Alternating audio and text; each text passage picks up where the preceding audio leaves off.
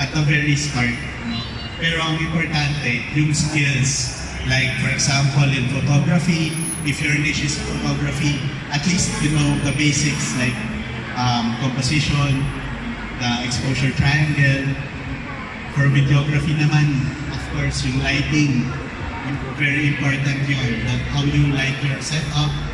And yun. And also, dahil content creator ka, hindi mawawala sa atin yung magiging editor. So, maraming editing apps, Final Cut Pro, Adobe Premiere, DaVinci Resolve, even CapCut na uso ngayon. So, I guess anything, parang kahit anong piliin nyo, as long as you do the hard work. And for me, ang importante and part ng essential skills for content creators is yung storytelling. So, yung storytelling talaga. So, kahit naka-FX3, yung ilaw mo sobrang ganda, pero the storytelling hindi siya ganun kalinaw.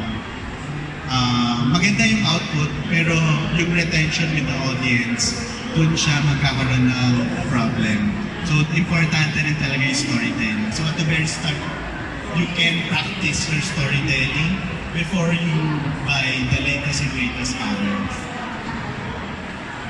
Yeah. So, planning, shooting, and editing. So, yun nga, as I've shared earlier, I was doing corporate work before. So, my 9 to 5 was corporate job.